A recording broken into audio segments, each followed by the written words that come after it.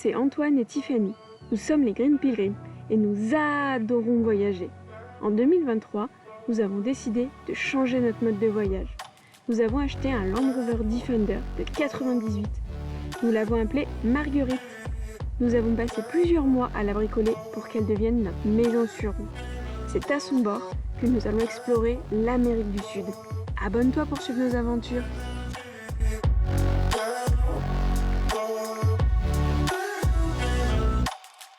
Bonjour à tous, bienvenue dans cette vidéo. Nous sommes ravis de vous annoncer le lancement de notre chaîne YouTube. On partageait déjà notre voyage sur Instagram, mais on souhaitait vous faire voyager encore plus et vous montrer notre quotidien sur les routes. Nous n'avions pas prévu de faire de vidéos pour YouTube, donc on a peu de contenu pour illustrer nos 2 premiers mois sur les routes. Mais promis, les vidéos suivantes seront mieux. Revenons sur le début du voyage. Nous sommes le 31 mars, c'est le grand jour. Nous prenons l'avion direction Buenos Aires. C'est le début d'une grande aventure pour nous. Après une journée complète dans l'avion, nous arrivons enfin dans cette magnifique ville de 13 millions d'habitants. On flâne dans les rues, Plaza Mayo, Plaza Repubblica, l'Obélisque. On mange nos premières empanadas dans la réserve écologique. Pas le temps de visiter le quartier de la Boca, nous recevons l'appel tant attendu. Marguerite est prête. Les démarches administratives d'importation sont terminées. Le lendemain, nous partons pour l'Uruguay. On traverse le Rio de la Plata, en bateau, pour rejoindre les côtes uruguayennes, puis on monte dans un bus, pour arriver à Montevideo. Marguerite est dans le port. La traversée s'est très bien passée. Elle démarre du premier coup, royal. Notre première nuit en Uruguay est magique. Le réveil au bord de la plage nous conforte dans notre décision. Nous avons bien fait de sauter le pas pour vivre cette aventure. Nous sommes sous le charme de ce petit pays. Les lieux publics sont entièrement équipés pour les voyageurs. On trouve facilement des campings municipaux gratuits avec toutes les commodités. Barbecue, table, bancs, sanitaires, électricité. Et l'on peut y passer la nuit tranquillement. On se sent complètement à l'aise, une impression d'être comme à la maison. On découvre des petites villes pleines de charme. On débute notre collection de drapeaux des pays traversés sur la porte arrière de Marguerite.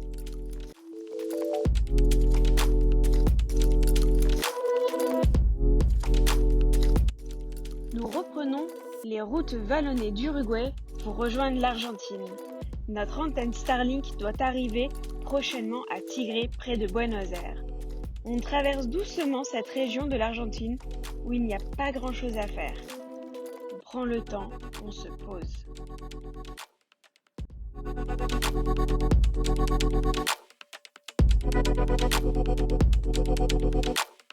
On pêche nos premiers poissons avec notre canne à pêche fabriquée à partir d'objets récupérés.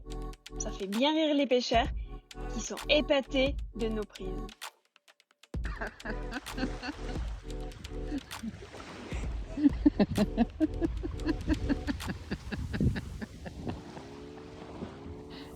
Notre petite Starlink en poche, on retraverse l'Uruguay d'ouest en est pour rejoindre le Brésil.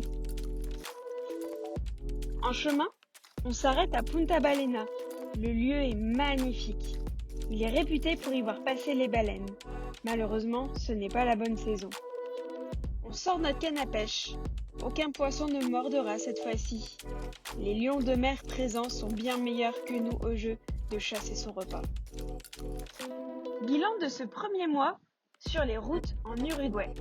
Nous avons roulé 1400 km au total, passé 14 jours. Nous sommes véritablement tombés sous le charme. Les habitants sont très accueillants et viennent nous parler. Tout le monde nous salue. On serait bien resté un petit peu plus longtemps, mais l'aventure nous appelle. Il est temps de rejoindre le Brésil.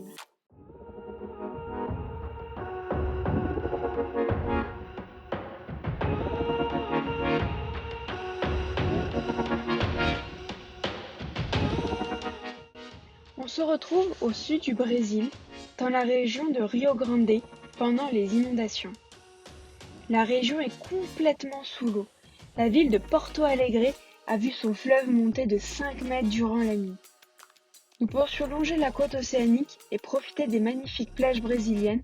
À la place, nous avons dû enchaîner les kilomètres sous une pluie battante pour sortir de la zone de danger. 2 routes sont possibles pour rejoindre la région de Santa Catarina, située au-dessus. La première passe par Porto Alegre, donc impossible, la route est bloquée. La deuxième passe entre la lagune et l'océan Atlantique. Mais il faut emprunter des bacs à un moment pour traverser la lagune. C'est la route que nous décidons d'emprunter. Elle est ouverte, mais personne ne sait si les bacs fonctionnent encore à cause des inondations. Nous suivons les informations de la Guardia Civile. Si les bacs ne fonctionnent pas, il faudra faire demi-tour et retraverser l'Uruguay. On traverse des zones complètement inondées. Les agriculteurs libèrent leurs animaux pour leur éviter la noyade. On arrive dans la ville de Rio Grande. Il y a du monde. Les bacs fonctionnent. Nous allons pouvoir traverser. On embarque à bord du bac avec Marguerite, entourée de gros camions. On rejoint la terre ferme au bout de 20 minutes de traversée. On arrive dans un petit village, puis on reprend la route 101 qui longe la côte jusqu'à Florianopolis. Les forêts de sapins bordent la route. Plus on avance, plus les paysages changent. Après 300 km de route, nous voilà à Florianopolis, une petite île rattachée au continent par un pont. L'endroit est paradisiaque. Nous avons enfin du soleil. On se balade dans les dunes de sable. On flâne au bord de la lagune. Après quelques jours à profiter, la pluie s'invite. On décide de reprendre la route, direction Curitiba. On observe nos premiers capybaras au beau milieu d'un parc magnifique. On s'imprègne de la culture locale. On assiste à un concert de samba sur l'eau à l'Opéra Aram. On déambule dans le jardin botanique à la tombée de la nuit. Nous sommes conquis par la ville. La météo annonce plusieurs jours de beau temps. On en profite pour rejoindre notre dernière destination brésilienne, Foz do Iguaçu. On s'installe dans un éco-hôtel aux côtés d'autres voyageurs en véhicule, au beau milieu de la jungle où des capucins viennent nous saluer. On commence par la visite du parc des oiseaux. On apprend plein de choses sur la forêt atlantique. On découvre énormément d'espèces d'oiseaux. On déambule dans le parc en passant dans d'immenses volières. Notre préférée est celle avec les magnifiques haras. On se rend ensuite aux célèbres chutes d'Iguaçu, côté Brésil. Le spectacle est grandiose. Sur 2 km, il y a des cascades de partout. Le bouquet final est indescriptible. Il y a un grondement permanent tellement le débit de l'eau est important. Les chutes forment un ensemble de 275 cascades. Le débit moyen y est de 6 millions de litres, soit 6000 tonnes par seconde. Elles sont situées à la frontière des 3 pays, Brésil, Argentine et Paraguay. Le site est inscrit au patrimoine mondial par l'UNESCO en 1984. Nous sommes finalement restés 15 jours au Brésil. On pensait rester beaucoup plus longtemps. Malheureusement, la météo en a décidé autrement. En voyageant avec son véhicule, on est contraint par la météo. Nous avons parcouru 2160 km, soit à peine 3% du pays tellement il est immense. Nous avons trouvé les villes trop grandes. Il est difficile de trouver des endroits pour dormir. Nous avons beaucoup pris de camping ou dormi dans des stations-service. Nous terminons notre périple brésilien sur une merveille de la nature.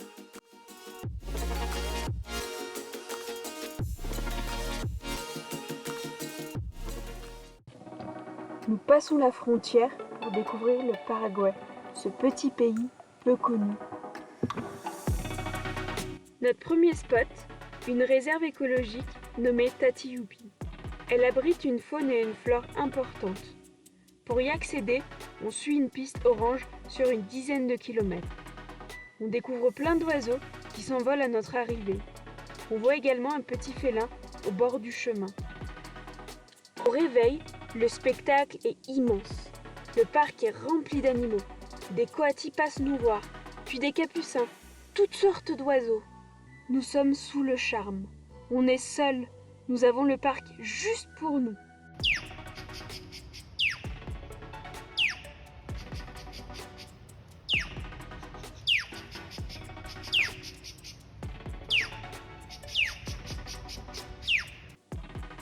En discutant avec les gardes, on comprend que le félin que nous avons vu à notre arrivée est en réalité un puma. Ils sont nombreux ici, ainsi que des jaguars.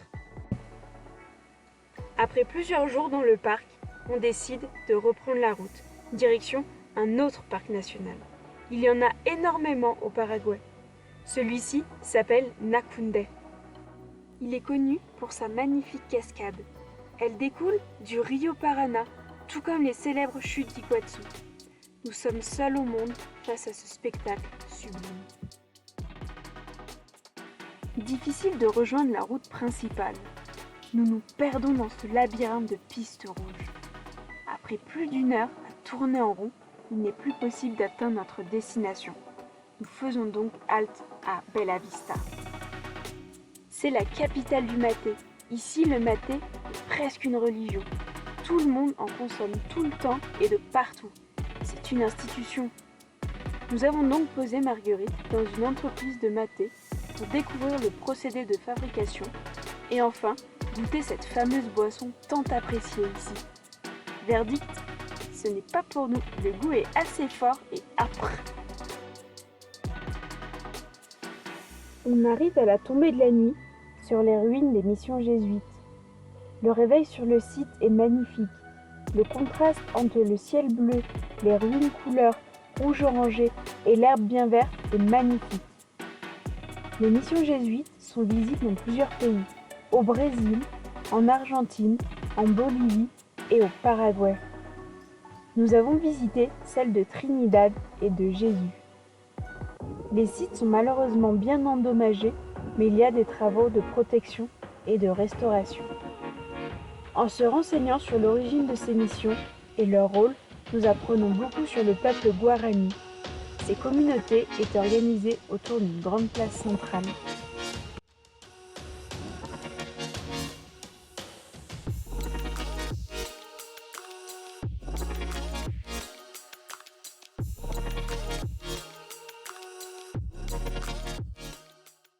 La route continue vers un nouveau parc national, le parc San Rafael. Un couple de Suisses se sont installés ici il y a de nombreuses années et accueillent les voyageurs qui veulent s'aventurer dans la jungle vierge de la forêt atlantique. Cette forêt qui autrefois couvrait 2 millions de mètres carrés est aujourd'hui l'une des plus menacées. Il ne reste plus que 7%. On savoure notre chance d'être ici, de pouvoir nous balader dans cette forêt. Une partie du prix de l'entrée est reversée à une association qui œuvre pour sa protection. On a vu beaucoup d'oiseaux, mais pas d'autres animaux.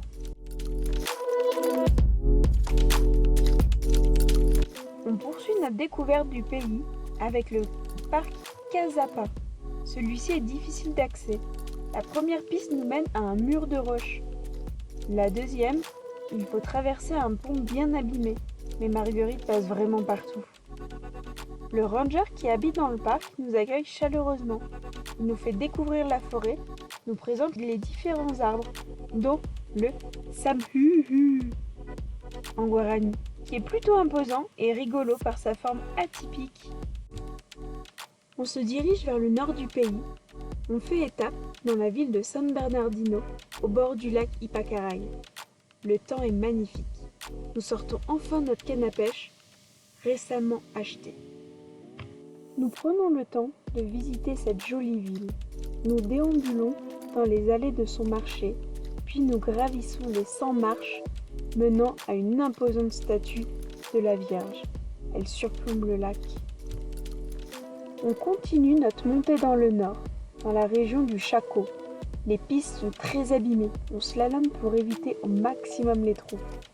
Certains sont tellement énormes qu'on pourrait y cacher Marguerite dedans. La zone devient humide, puis désertique. Le thermomètre affiche 35 degrés. Nous pensions rester 2 semaines. Finalement, nous resterons 22 jours et parcourrons 2300 km. Nous avons adoré ce pays. Les Paraguayens sont chaleureux et accueillants, prêts à nous aider. Ils sont ravis de voir des voyageurs découvrir leur pays et donc de partager leur culture avec nous. Il nous reste une dernière étape à vous montrer, la région désertique du Chaco. Vous pourrez la voir dans le prochain épisode. Si la vidéo vous a plu, mettez un pouce, abonnez-vous si ce n'est pas déjà fait. Si vous avez des questions, n'hésitez pas à les poser en commentaire. À bientôt pour de nouvelles aventures sur les routes.